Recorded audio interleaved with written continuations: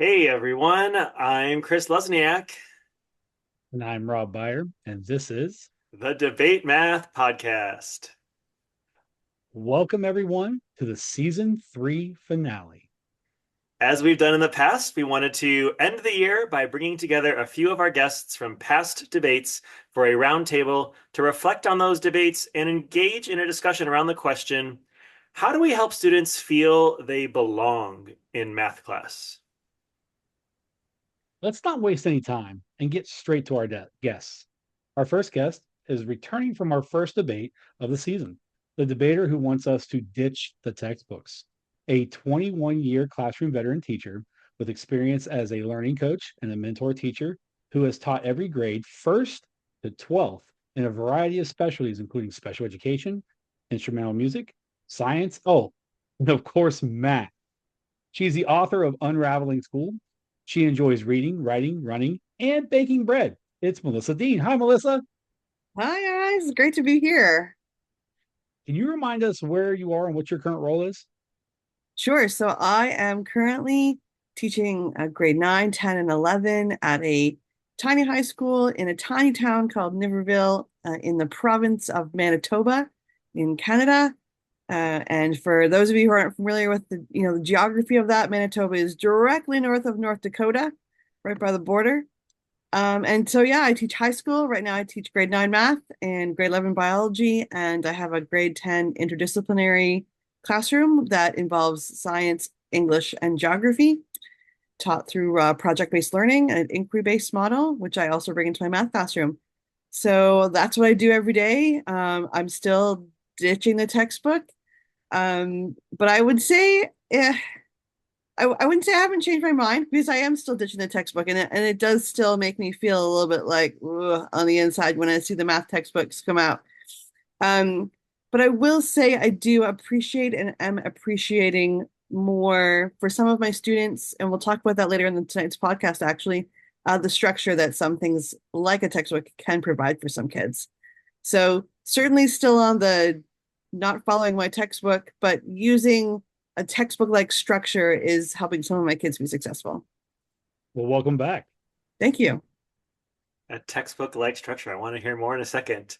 But let's move on. So, returning from episode 27 is a debater who eloquently argued that the science of math does not show us the way forward. She's an international expert on how the brain learns and co-author of the best-selling book Brain-Based Learning with Dr. Eric Jensen. She has a rich background of 25 years in education that includes creating new schools, leading whole school reforms, delivering workshops to educators, and speaking at conferences. She is passionate about helping educators understand how the brain learns and the conditions the brain needs to be at its best for students learning math. It's Liesl McConchie. Hi, Liesl. Woo! Hey, it's so great to be here again. So great to have you back. And can you remind us where you are and what your current role is? Yeah, I am in sunny San Diego and I am an independent consultant. So I am working with schools all over the world, helping them to align their pedagogy with what you just said, how the brain naturally learns and the conditions that the brain needs in order to learn at its best. So that's what I'm doing. My little project, my little giant project that I'm finishing up this week is I'm finishing up the manuscript of my next book, which is all about building a positive math identity, a brain science approach to the concept of math identity, which I'm really excited to share with the world. Awesome. I look forward to that coming out. And your debate was about the science of math, and you were arguing against it. Has anything changed or grown in your perspective since then? Um, well, something has changed. As I predicted, the website that calls itself the Science of Math, or the movement that calls itself the Science of Math, has attempted to publish some research. Well, they have published some research that they are claiming makes some connections between timed math tests and math anxiety.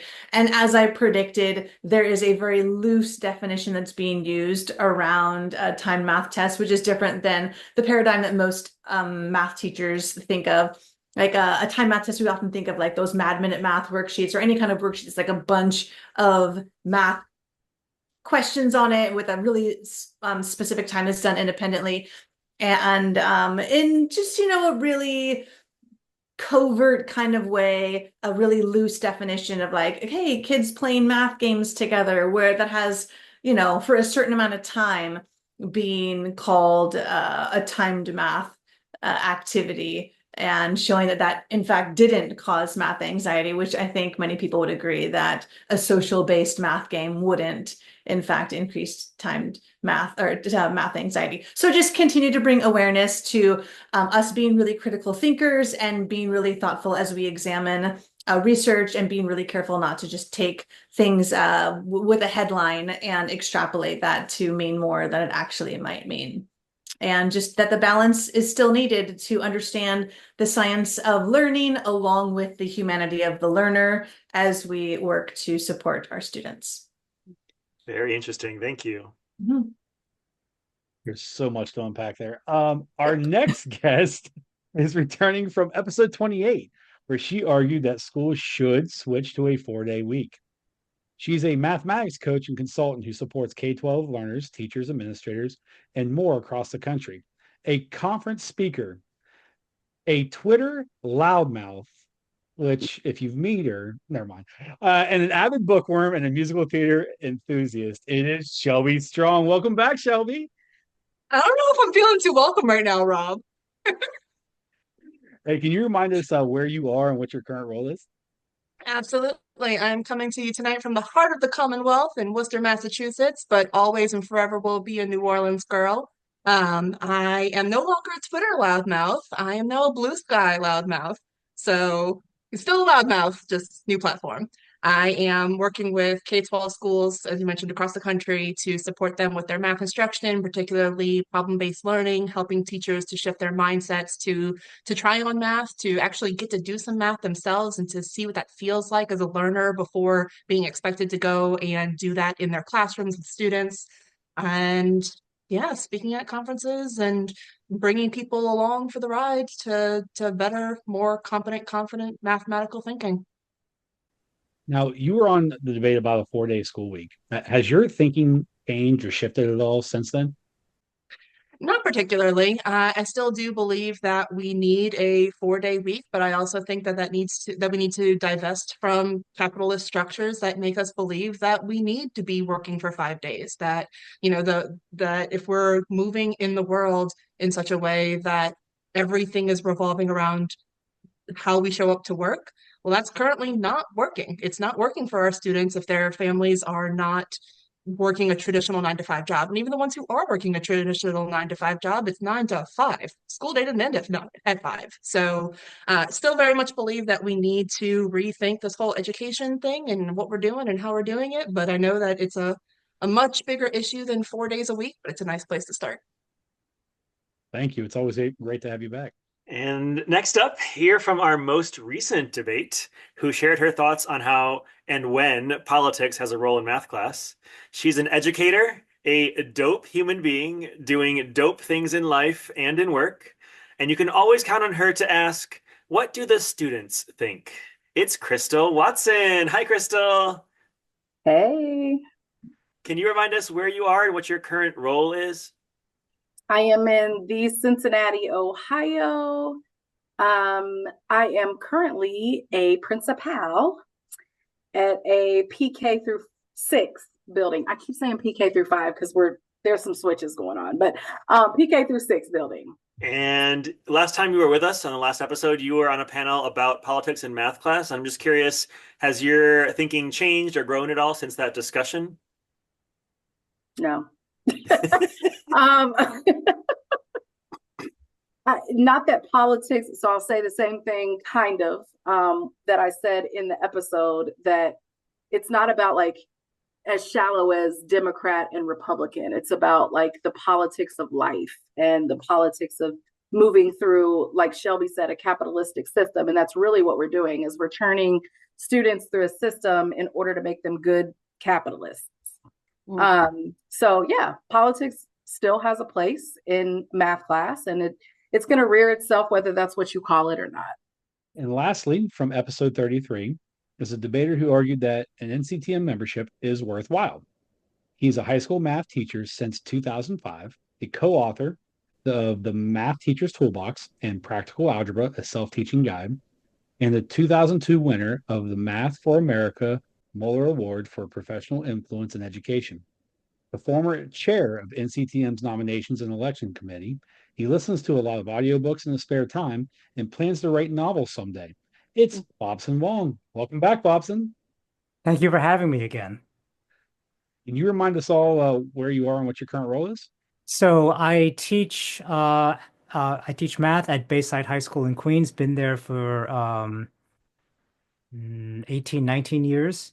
And what I teach varies, but it's usually AP statistics, and this year it's geometry and algebra 2.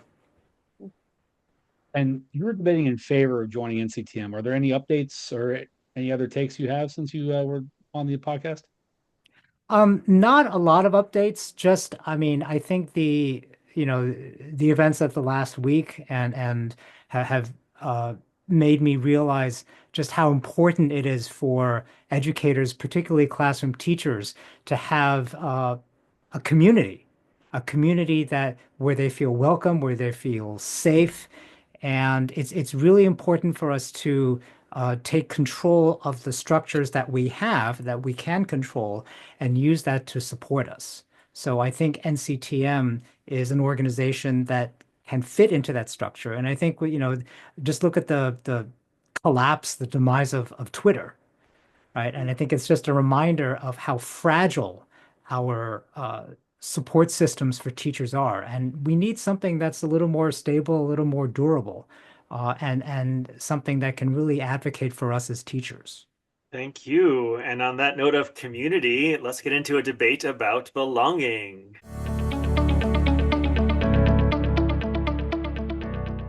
Prior to tonight's recording, we asked all of you to ponder the question, how do we help students feel that they belong in math class? So we'd like to hear from each of you briefly, and we're going to work backwards through the order that we introduced you all in. So we're going to start here with Bobson Wong. Bobson, how do we help students feel they belong in math class? The floor is yours.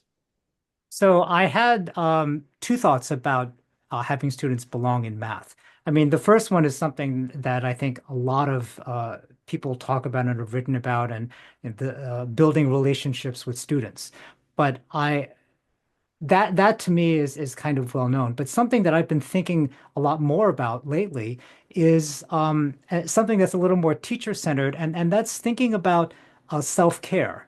Thinking about us as educators, what are we doing to take care of ourselves and to build a sense of community for ourselves? Because that gets to having us think about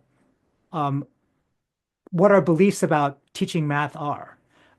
If we think that math is just something that we give to students, that we just pour knowledge into an empty vessel, then they're not going to belong because they're just going to feel like that the math is being imposed on them. If we view math as something that's playful, something that can be built around a community, something that engages students and their communities, then our approach towards teaching math is going to be very different. So I think that thinking about how we view ourselves as math teachers, how we view math, what we believe about math, is something that will help students feel like they belong. Because if we feel like we belong in math, then we can help our students belong in math as well. Thank you, Bobson. Next, we're going to hear from Crystal Watson. Crystal, it's all you. Yep. Real quick. First of all, from an admin perspective, I implore admin to listen to teachers and observe in a non-evaluative way to see what skills need to be honed in on. A lot of teachers are out here just trying to do their best.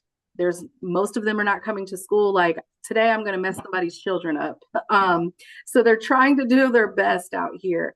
So one thing that I've done as an admin is really observe and see what I think my teachers need, and then talk to them to see if that truly is a need, and then get their resources in. So I'm going to give a quick shout out to Jamie Reister. She is our elementary math coach.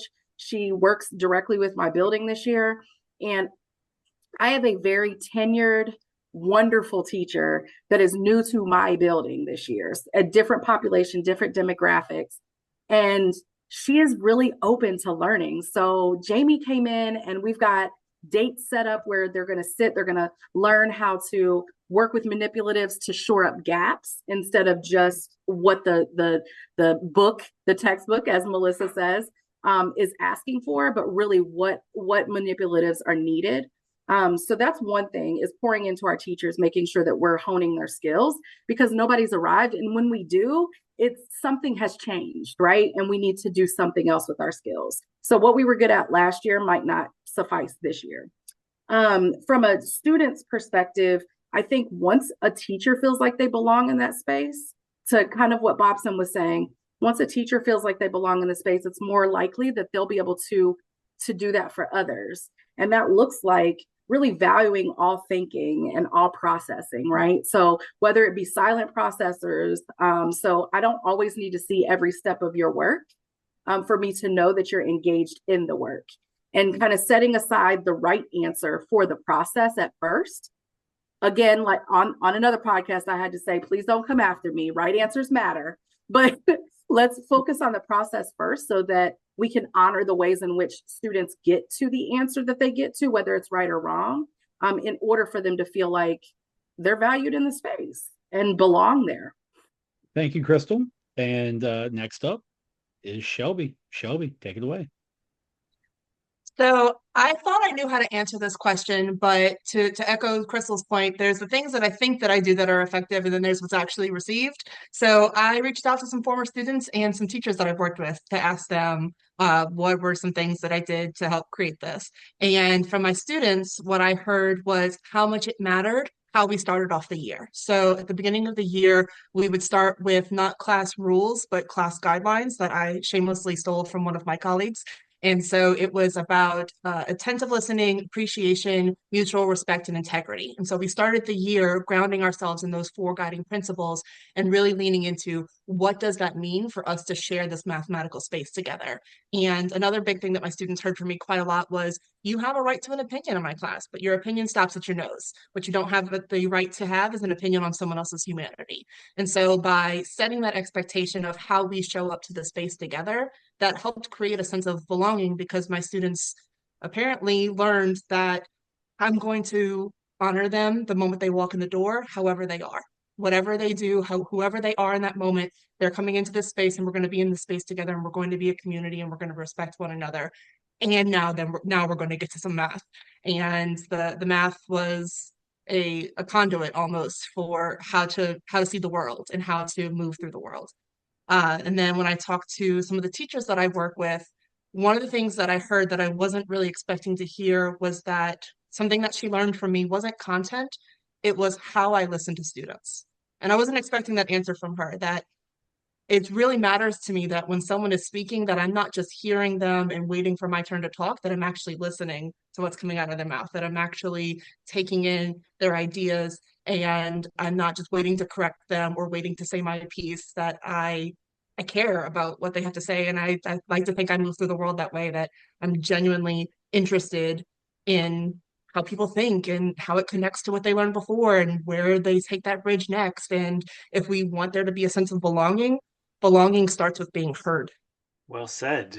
And next up, Liesel, you have the floor. Hi. When I think about belonging, I imagine students just having this unconscious need and craving of like wanting to answer the question, do I fit in here? Do I belong here? Is there a space for me at this table? Like, am I part of this in-group of math people, or people who can do math, people who are accepted here? Or am I an outsider in this math space, or like not a math person, as some might say? And from my perspective, as someone who translates cognitive neuroscience for schools, I see belonging as a two-sided coin.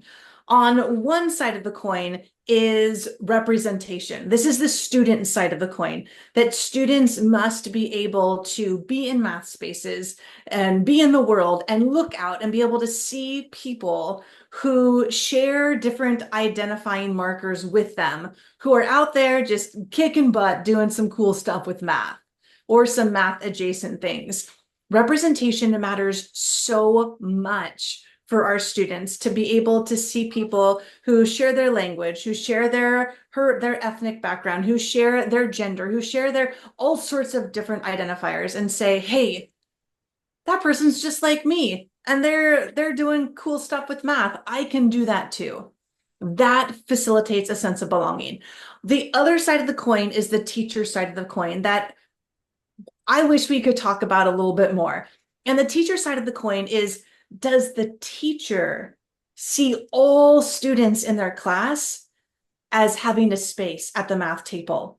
And that requires teachers doing all of us, that requires us doing some real hard internal work to sift through and squash any biases that we might bring to our work, to make sure that we have high expectations for all of our students, that we believe that all of our students are capable of doing math at high levels. And when you have both sides of those coins satisfied, students who can access representation, teachers who believe all students can do math, then we've created a space where belonging is flourishing. When those two sides of the coins are not being met, then students are experiencing a really stressful experience, like literally stress, like cortisol is released in the brain and the body. It creates a stressful experience that not only makes cognition difficult, but also starts to impact their physical, mental, and emotional health. So it's more than just like a feel-good belonging thing. Like, I'm here to say this matters because it hurts their brain and their body and their heart when we don't prioritize belonging. Beautiful. And then lastly, we have Melissa. Melissa, the floor is yours. Thank you. This actually follows perfectly, well, I think perfectly out of what Lisa just talked about. And I think one of the things we can't overlook is that many of our students get their impressions about whether they belong in the math class based on what their grades tell them. And I think that there has been a long history of deficit-minded assessment practices in the math classroom, particularly. And so our students have this feeling of, okay, math is here's all the things you can't do.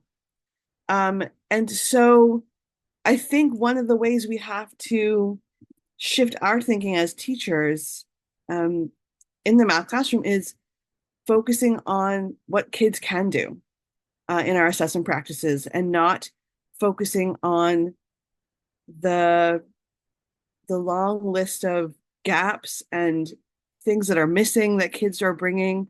Because what's happening is they're feeling like I have a group of kids who are coming into a grade 9 math classroom who have been broken by their grades. They expect to fail. They bring that into the classroom with them because all they've ever been told is what they did wrong.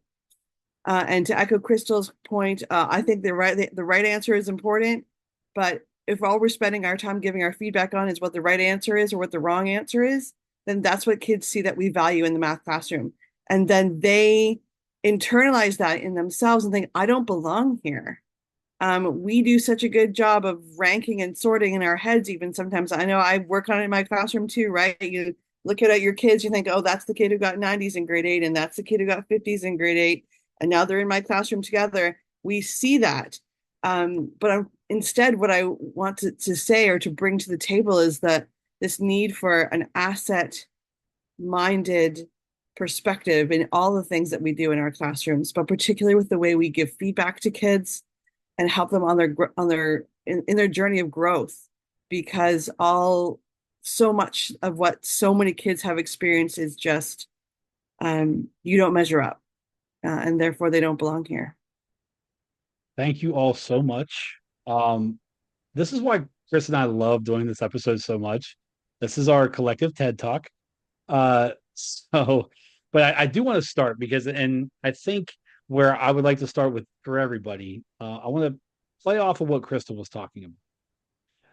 I want to give each of you a chance to talk to administration, and please speak directly to an administrator, whether you have one in mind or not, and let them know why belonging in math, in a math class, is so important, and why maybe that's where we should start in some cases. We're going to start actually with Shelby, and then we'll kind of loop around and we'll kind of ping pong a little bit. But Shelby, speak directly to an administrator. So this is actually what I do in my day job is like, yes, I do PD and yes, I co-teach, but I think the most important part of my work is talking to administrators about the things that we do to unintentionally or maybe intentionally, I don't know, but the ways we shoot ourselves in the foot constantly, the way that we undermine our words with our actions. And I think the most important thing that an administrator needs to hear is math class doesn't necessarily look, sound, feel the way it did when you were a student. And if that is what you are evaluating a teacher on, if that is what you are basing a successful classroom on, your standards are out of date. And it's very easy to think that belonging doesn't belong in a math class if your perception of what math class should be is a place where you copy instructions, you input some numbers, you get out an answer, ta-da, you're done. Of course, belonging doesn't belong in a space like that because all you're doing is mass producing tiny robots. Once you start to shift what mathematics can and should be, what math instruction can and should be, there's no question that belonging is an absolutely critical component of that because you believe that everyone is capable of being a mathematician. You believe that everyone is capable of being confident in their mathematical ability. Don't care if they love it. That couldn't matter less to me. Like, I would like it if they loved it, but that's largely irrelevant. Can they do it and can they feel confident? How can you do that without a sense of belonging? Bobson, from a classroom teacher perspective, speaking directly, it doesn't have to be your administration, but directly to an administrator, why is belonging important? I mean, belonging is important because if they feel like they shouldn't be there, nothing else that we do is going to matter. And I think, we when a lot of people think about belonging, they think about the emotional aspect of like, kind of the feel good, oh, you're welcome here. And that's great. That's awesome. That's important because without that emotional welcome, people will shut down. But there's also all the other support that uh makes you feel like you belong. And I think one thing I would say to administrators is that it's not enough to just put students into a classroom and then say to teachers, make them feel welcome. We also need to give students the support, the educational support so that they can actually succeed. We need to have high expectations for them. Of course, we have high expectations for them, but we also can't set them up for failure, right? I mean, we need to give them the time to succeed. We need to give them the flexibility, students and teachers, to succeed. And so I think too many teachers are in a position where they have a lot of constraints on them, or they have students who are really struggling, but the teachers are not given the support or the flexibility to help them succeed. And then everyone says, well, why are they failing? You know, aren't you making them feel, feeling welcome? And well, feeling welcome is great, but like, if they're struggling, they need more, I need more time to work with them. I need more support. And so, I think sometimes belonging and relationship building is unfortunately almost used as a weapon. And it's kind of a catch-all, oh, you have too many students in your class, or you have too many struggling students, just make them feel like they belong.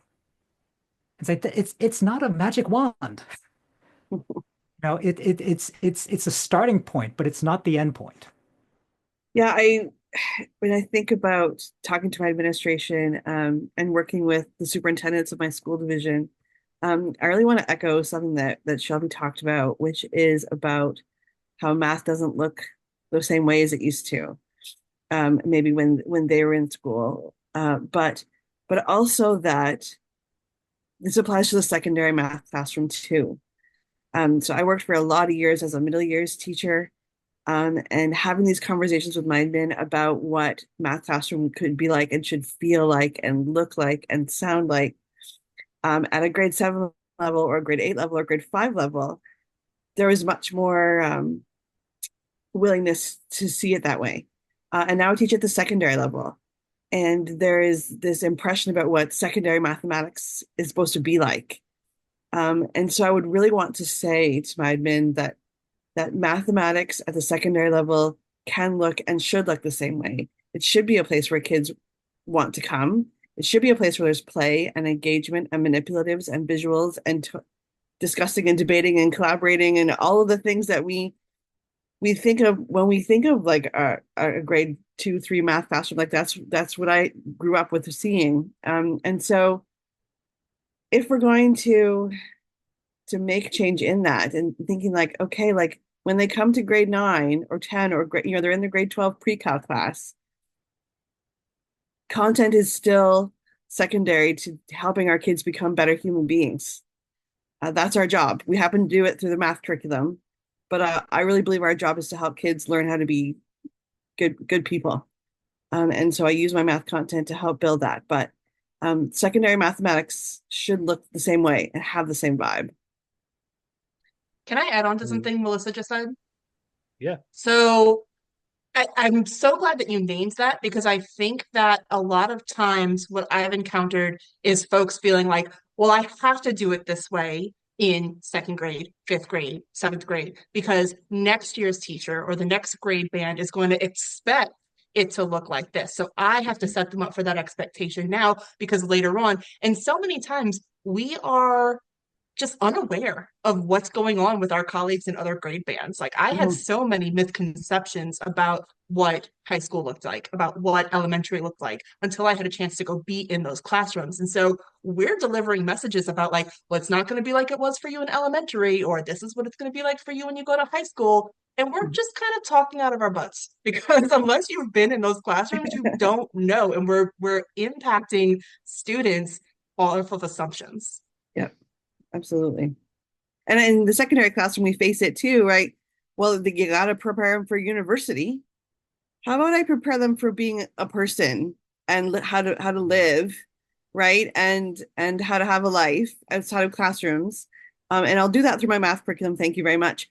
But it's not like, oh well, they're going to sit and write exams in university, so that means in grade 9 they have to sit in rows and listen to you lecture and copy notes. Like, no, I just because a colleague once said to me, and then I'll stop talking. Just because the next level may be using bad pedagogy doesn't mean you should, right? Like just because it's going to happen there. Like we have to be true to who we are as educators and what we firmly believe for our students. And so, yeah, I think just that whole notion of, well, it's not going to be this, the assumptions that we make about each other's, classrooms and grade bands. But ultimately, at the end of the day, we got to teach who we are and from our hearts. Lisa, over to you. Can I take the perspective of a parent talking to admin for a little bit of diversity there? So, Principal Watson. Hi, I'm a parent. And I'd love to talk to you about my child's experience at this wonderful school that you lead. And I just worry that my child and the class is missing out on my child's brilliance because of the way he feels during math time at school. We were just doing some math here at home earlier today, and he's like making up really complex problems and approach them in really diverse ways, and it's just really a beautiful thing to witness. But when he's in school, he just doesn't feel like there's a place for him there. He doesn't feel like there's a place for his thinking there and the way he approaches math. And he feels othered. He doesn't feel like he fits in because he doesn't do things the same way that the teacher is showing things. And he just thinks things a little bit differently, but in a really complex and abstract and beautiful, brilliant way. So I'm just wondering if we can have a conversation about how we can just kind of broaden the definition of how we perceive like goodness in math so that there's space for him so he doesn't feel that he's left out or othered in math time. That's a beautiful, beautiful take from a parent. And then, Crystal, speak to your colleagues. I mean, now I'm new, so I'm new to admin. I will be the first person to say that, but I'll just say that in my little bit of time, my year and some days, or years and a couple months as admin, part of belonging is that community piece, right? And so if anybody has seen me speak or heard me speak about the 5 factors of belonging, I got that from children. Like I got it from 7th and 8th graders, 11 and 12-year-olds, maybe 13. And the one thing that kept coming up was the part about community and inclusion. And I would ask a lot of questions like, what do you mean by that? What is community? And community has a level of accountability. So I think belonging, I've really been sitting with what Bobson and Lisa were saying about the feel good part of, oh, you belong here. I love you. That should go without being said, because I should be showing you I love you with high expectations, with following up with good feedback, with helping you grow, helping you see and be able to track the way that you grow, and you being able to give feedback constructively to your peers and be able to receive that, right? So I think that accountability piece is often missed when we're talking about belonging, because like they said, it's like we want kids to feel good. It doesn't always feel good, and you still feel like you belong there. It's like, think about your family. You fight with your family and you still come home because you love it there, right? So I just really want my admin folks to really think about, what does it look like to hold accountability for our buildings in order for it to trickle down, right, to the classroom level and then student to student level. And I would, let me push warm demander, right? So that accountability, but with the in love, right? So my deputy superintendent, Dr. Alicia Smith, always, that's her motto, lead with love. And I believe that wholeheartedly, lead with love, and you will see belonging build. Okay, well, thanks for that admin take. I want to take it down to the teacher level here, because I was really just loving how much you all brought up teacher self-care, and having admin listen to teachers, and when teachers feel they belong, right? Students like feel they belong, and so the emphasis on teacher came out in a bunch of your opening statements there. And so I'm just curious, especially we are recording this after the 2024 U.S. election and all that is going on in the world. On top of that, just from even before that, for educators, all the pressure on their shoulders, just any advice or thoughts you have for teachers to help them with the self-care, with the sense of belonging, with helping their colleagues feel they belong, or things along those lines. And I'm going to open the floor to anyone who wants to jump in first.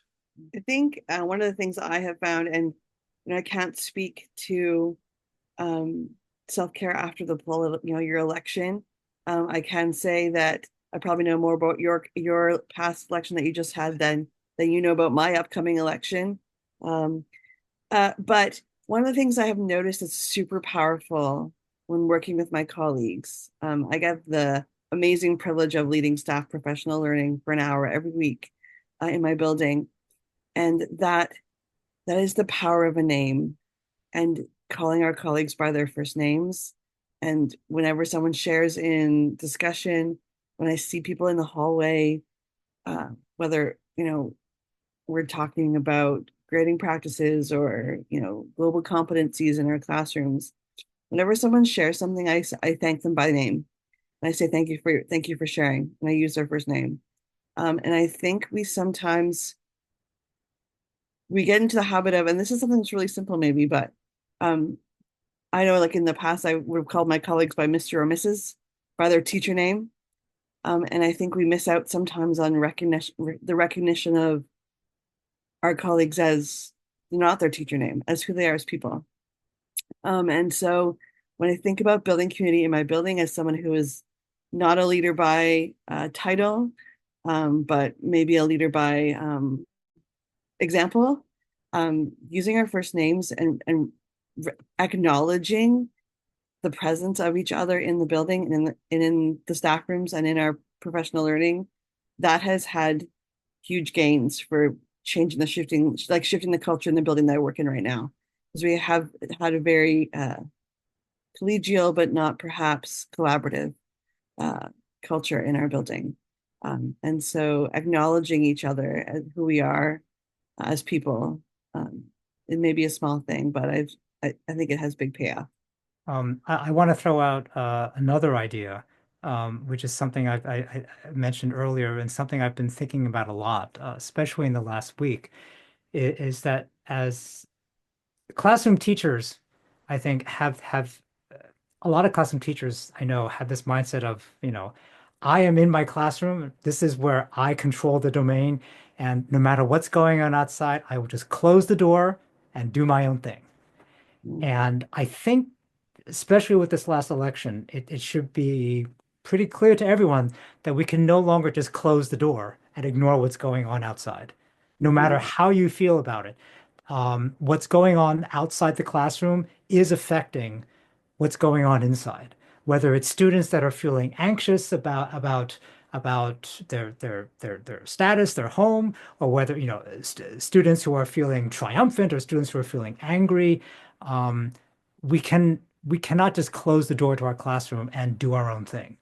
And I think the other thing that I think about is that as teachers, we can no longer just think, well, I can just carry on by myself. That we really all need to find our support systems out there, whether it's local math circles, whether it's local state math ed organizations.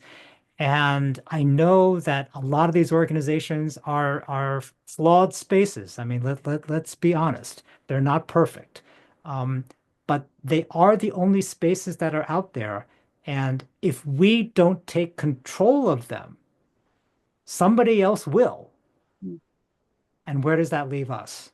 And we cannot depend on ourselves and maybe these volunteer communities that spring up on social media to support us because they come and go. We need to look at the structure that is really harming us as teachers and students and see and ask ourselves, what can we do to change those structures to make this profession more sustainable? I just want to say thank you to Melissa and Bobson, as two that are still in the classroom doing this work and during this time, because even as an admin, I didn't have to face necessarily students all day long the day after the election. But I found it so rewarding to go to school the day after the election. And my building is 99% Black. So, and most of my families and students are experiencing complex traumas and or poverty. Not all of them, we're not a monolith, but I expected it to be so much heavier, because I remember last time he was elected, I was in the classroom and I had 7th and 8th graders, and it was just, we couldn't go on. We literally had the day just to talk. But I remember waking up the day after the election, and as trash as I was feeling, I got up, I put a suit on that day. I made sure my makeup, like I beat my face that morning. And I went in and I was in classrooms all day long. Like I was with kids all day long. And it was not until I got home that night to be like, shit, we're in quite the conundrum here. But it sounds, I love what Bobson and Melissa both said.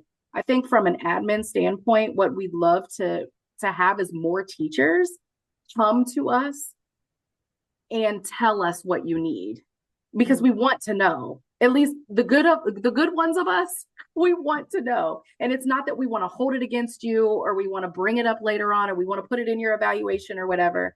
We want to know what you need so that we can get it for you. And whatever that means, or whatever that looks like for you. So if you don't want to give up your planning time and you need me to get you some support so that I can pull you for a little bit to get some support, I will do that. Like, and just trust your admin to until they show you that you can't trust them, right? And I know that's a large ask, but in this situation, I feel like we're gonna have to find trust in one another because we're sharing space and we're responsible for other people's babies. Period.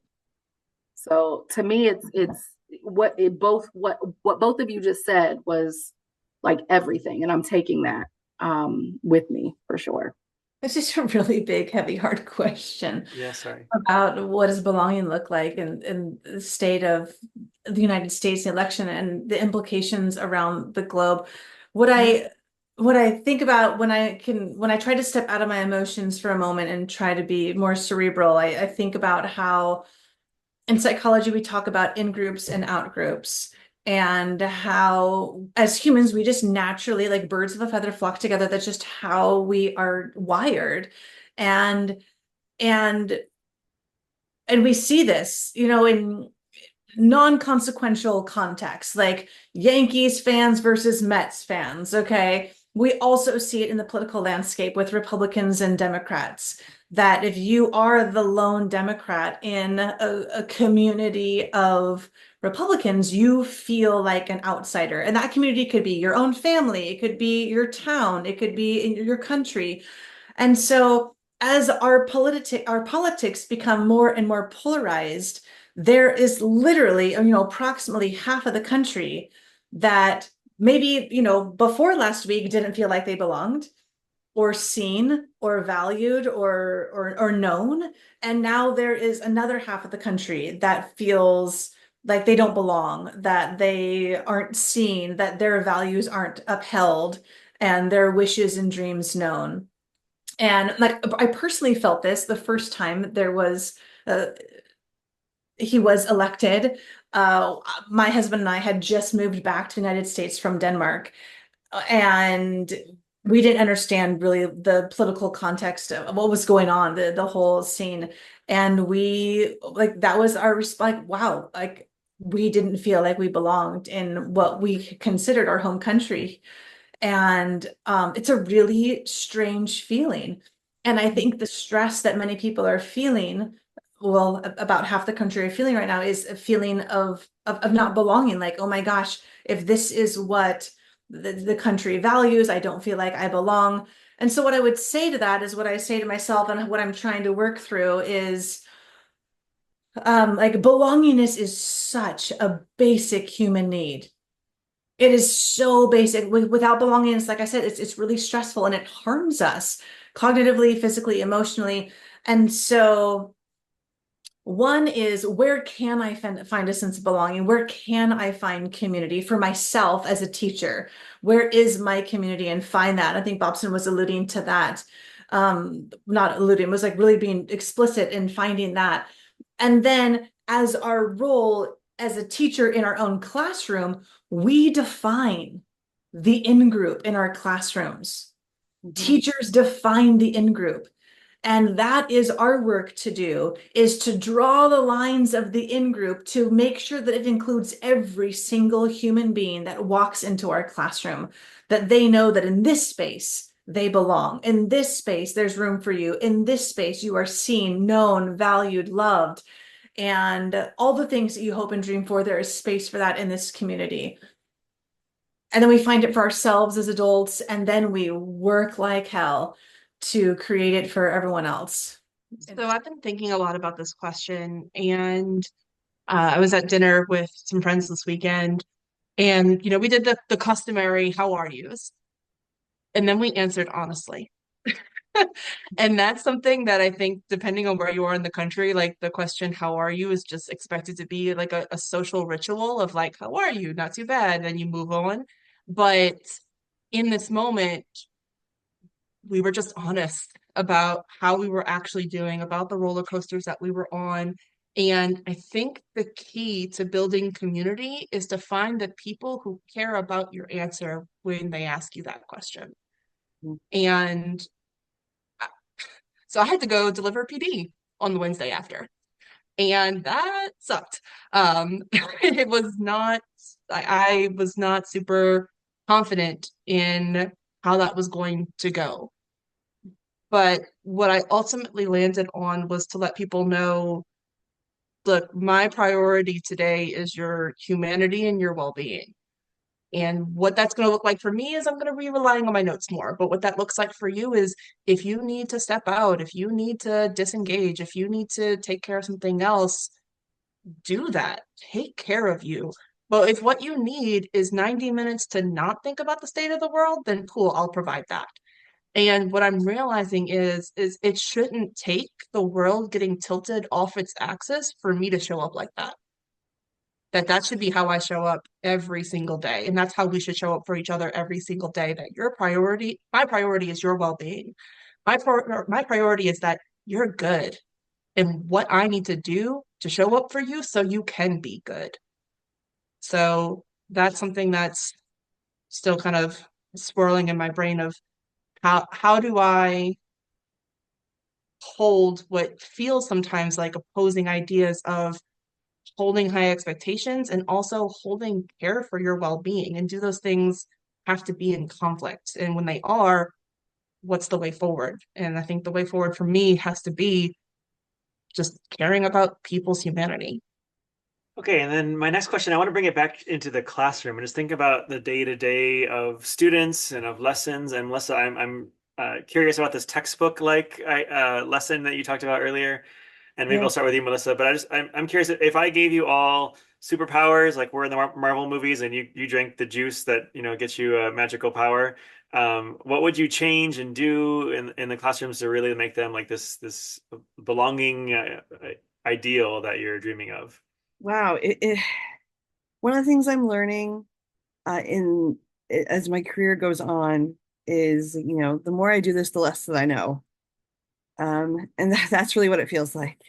Um, and so, but if I could do one thing in the magical world of Marvel, um, I wish that I could meet each kid exactly where they need to be, where they're at.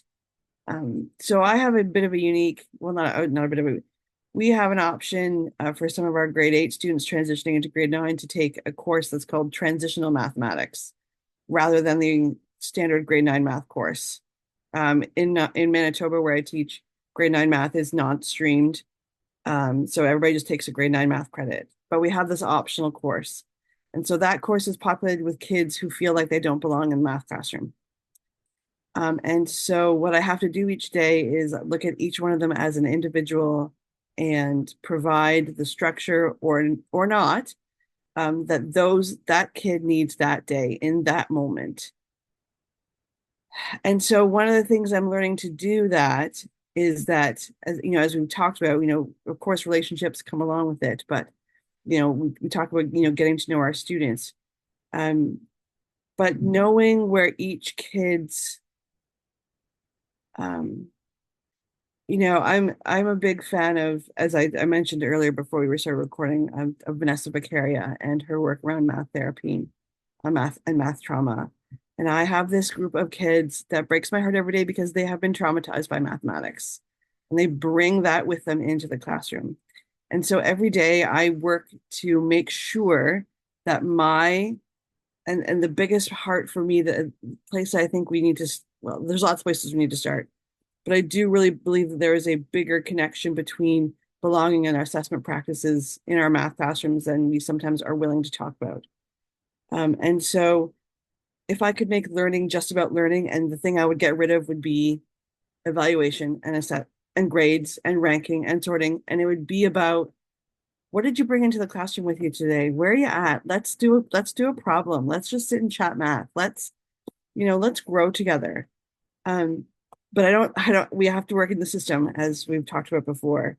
And so for some kids, it means they need a structured approach, and some kids need the freedom to just play with the manipulatives on Polypad for a day and see what they can discover or just experience.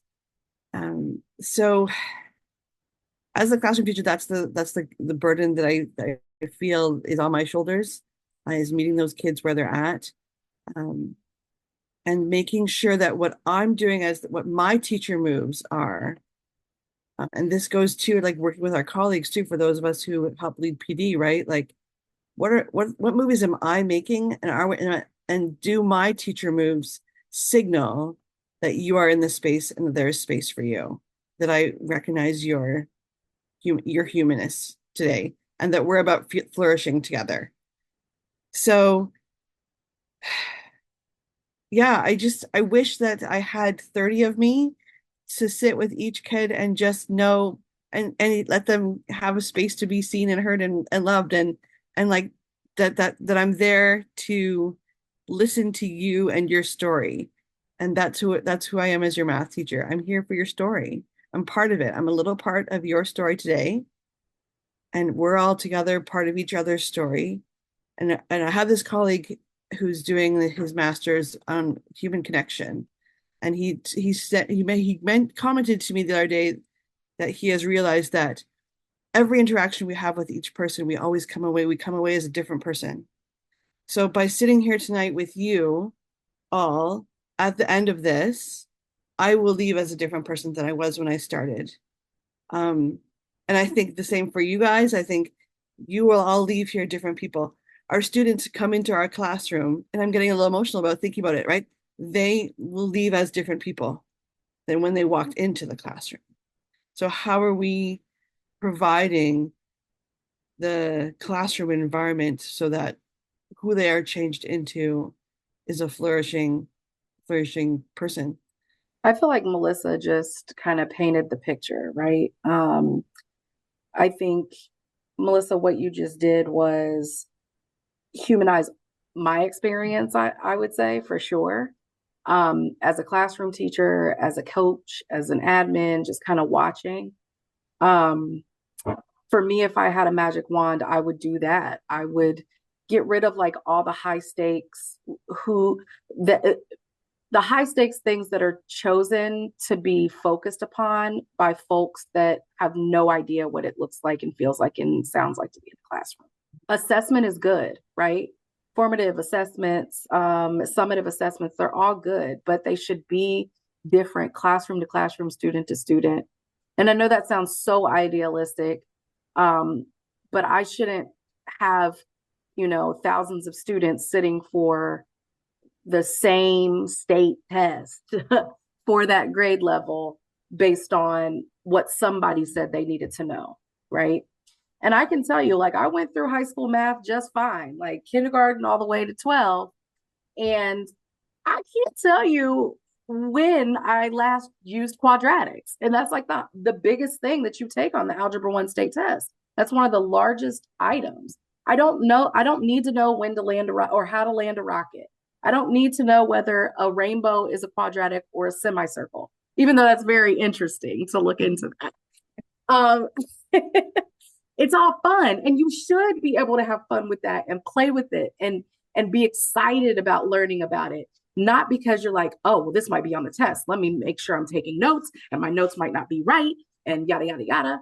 Again, why I go back to letting kids try again. And I would say, if we're going to have these high stakes things, let's make sure that kids get to try again.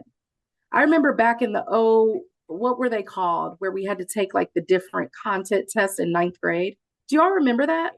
You took math, science, ELA, and if you passed it, you didn't have to take them again. But if you didn't pass it, you got to take them over and over and over again until you graduate.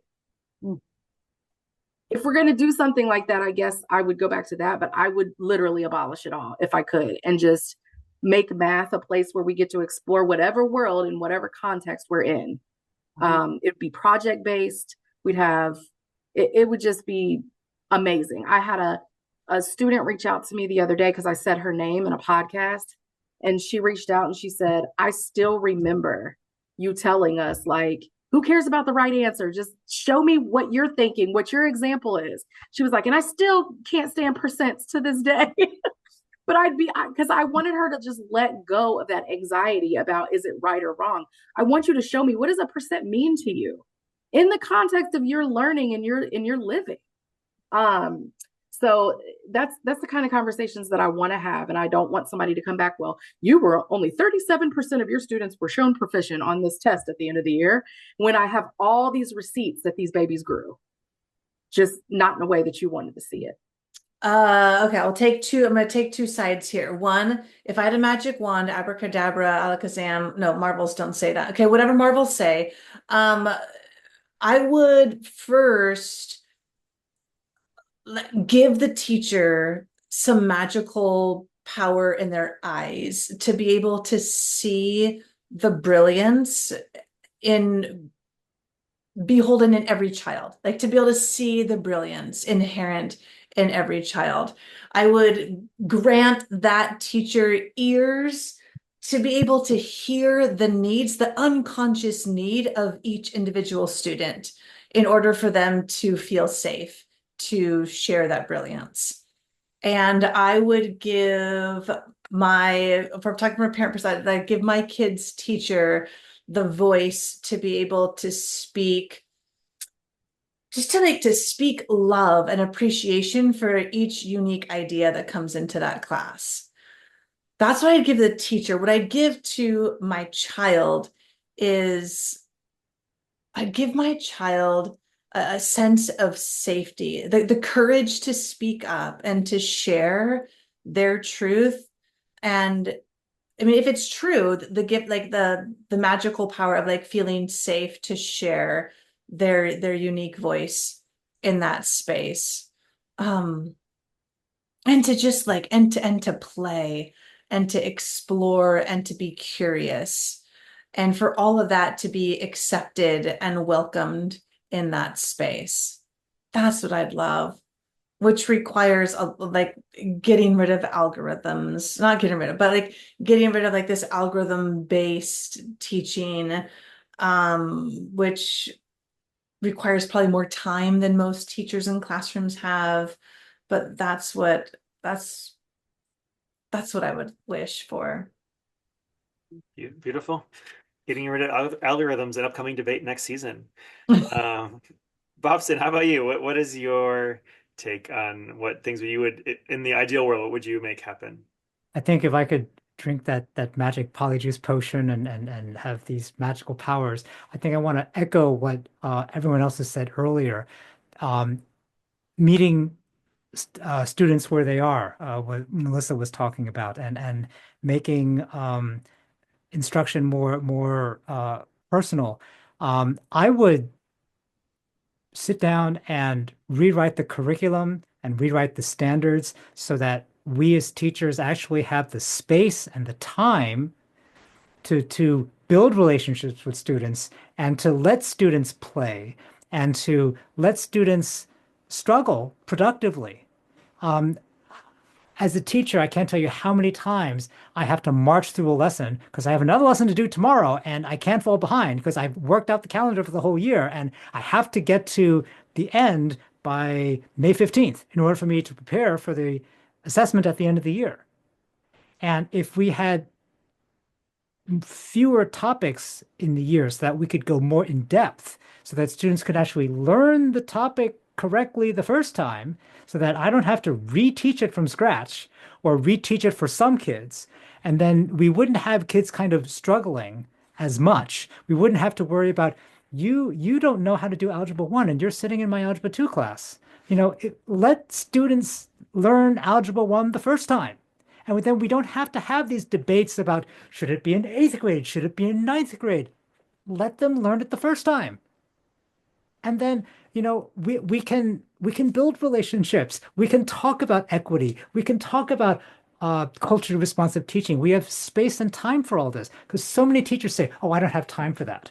And as discouraging as it sounds, they have a point that when we have all this content, how do we fit all of this in? And the solution is I think is to really rethink what we want to teach. And when we rewrite these standards and curricula, I mean, don't just trust it to me. Get a whole bunch of classroom teachers sitting down and kind of, forming the core of this committee that actually works this out. And I mean, get college professors involved, get teachers, get parents involved, get students involved, get everyone involved.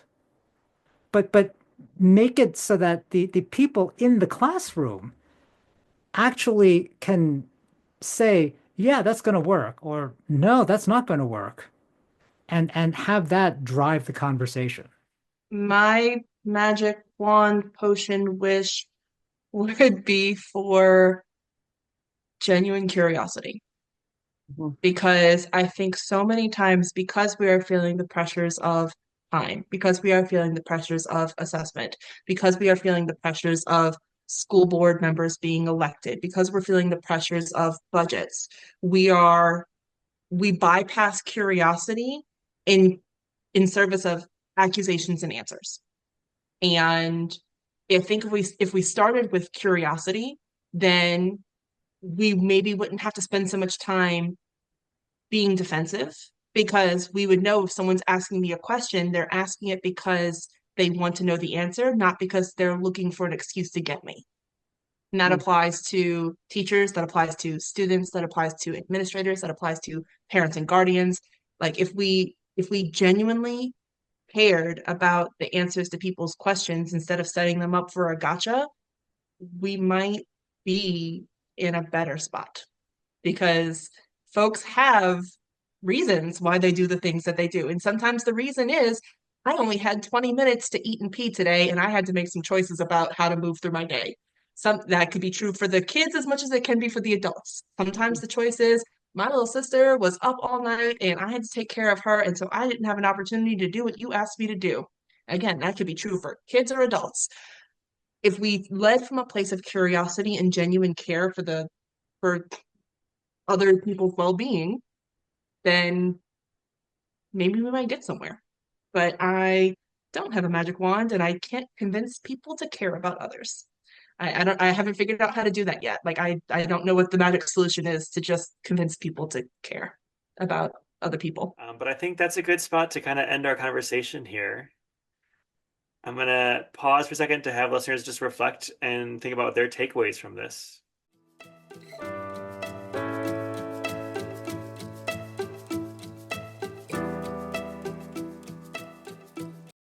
This was such a wonderful, deep, rich conversation.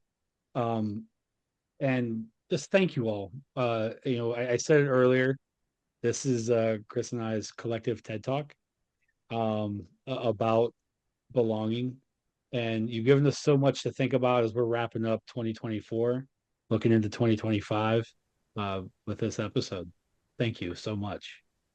And I think it was Melissa, you said every interaction we have, we come away a different person. So I hope that we are all walking away from this a different person. And our listeners, I hope you as well. Shelby, you want to add something? I do, because I don't want to end on that note. Um, uh, I'm thinking a lot about what Melissa said about coming away as different people. And I think that as frustrated as I get, that's also the thing that gives me hope, is that when I see people come together and acknowledge each other, when I see people come together and be genuinely curious about each other, about our circumstances, about what we have going on in our lives, when I see folks care for one another and have a conversation where they might not be in perfect alignment, but they can look in the same direction together and say, here's the part that I play, here's the part that you play, and here's how we move forward. That's what gives me hope, because it is very easy to despair. It is very easy to get sunk in wishing the world was different. But the only way that happens is when we show up and we model what it looks like to care, and we model what it looks like to be curious, and we model what it looks like to be in community with one another. That does, the same way that a kid's not going to know how to turn and talk unless you explicitly teach them how, and you model what that looks like, and you model your expectations. That goes for everything else in the world too. We create a world where we care about each other by being the model of what that looks like. And I think that that's an awesome responsibility that all of us share. And I feel super confident that we have the ability to rise to that occasion. So there's my positivity. Well, I'm feeling better about myself. Well, and Shelby, I want to add one more thing as we're wrapping up to it and sending it off to everybody. As math educators, and I've said this for a long time, we don't just teach math, we teach kids how to be great humans. And whether it's the standards of mathematical practice or the content that we teach, like the community of a math classroom, having students truly believe and feel that they belong in a math classroom, it doesn't stop at the doors that they walked in. You go outside of those doors, and there's a whole world out there that if we do our jobs as math educators, we're creating great humans. And that's a large part of the Debate Math podcast that, Chris and I talk about. Debate isn't just, it's not this negative connotation. It's a structured conversation with reasoning. And we're trying to promote that more and more. And I truly believe that as math educators, like our charge is to make great humans. And each day we have 30 humans, up to 30 humans or more in a class, and then they leave, and then we got another 30 plus coming in. And for those who are in a consulting role, you get to go into different schools where we're impacting, hundreds to thousands of kiddos every day with the adults that are in there helping change their lives. So that, ending again, just kind of piggybacking on what everybody said, I truly believe that. And I think that's why, Chris and I have ventured out into the Debate Math podcast, and why, math educators are probably the dopest humans out there, truly. So, On that note, let's wrap up. How about Melissa? Where can listeners find you and reach out to you and talk more with you? Well, I'm still kicking around on the dumpster fire that is Twitter. So that's probably the best place to find me. At Dean of Math is my Twitter handle, but I'm also on Instagram at the same handle, and I do have a blog that's called the Dean of Math. So if you do a Google search, you'll find that there too. Those are the best places to find me. Shoot me off a message. I love to chat with people and talk and be in community. That's why I am on social media for that reason. So that's where you can find me. Wonderful. And we'll put all those in our show notes. And Lisa, where can listeners reach out to you? Same, I guess. Currently, I'm most active on Twitter, a combination of math education, the brain, and other advocacy work that I'm involved in. Might be converting over to Bluesky for my math work. We'll see. Might experiment with that.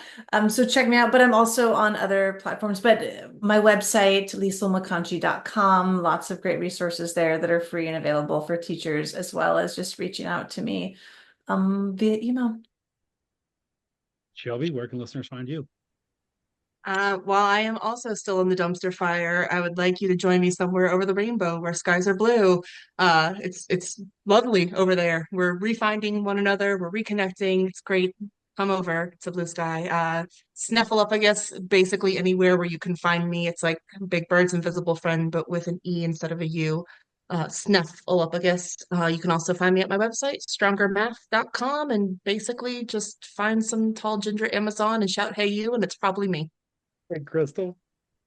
I love the tall ginger Amazon for us because those of us that have hugged her and then seen me next to her, it's like tall and small. For those of you that don't know, I'm all of 5'1". I have a big personality, but I'm tiny. Anyway, you can get a hold of me. I am also still in the dumpster fire, but I have requested my data be downloaded. So I'm currently packing my bags. I am on Bluesky. I am on Instagram. I am on Threads. Really just out here blowing in the wind at this point. Like, where am I going to land? I'm not sure. But I'm a collective person, so I need my community. Twitter has been my community since I started teaching. So I'm grieving a little bit. And I'm kind of holding on just in case Cuban buys Twitter and then the current dude doesn't own it. But you can also go to my website, which is being updated. So bear with me. It's crystalmwatson.com. And info@crystalmwatson.com if you would like to email. I'm a responder. And Bobson, where can listeners find you? I am also on that dumpster fire of Twitter, but I too made the migration to Bluesky, and the air is cleaner. Um, the ads are non-existent. It is the only social media platform mentioned that actually does not have any ads. I'm also on Instagram, post some fun pictures there. And I do have a website, bobsonwong.com. Wonderful. Thank you all for this great debate.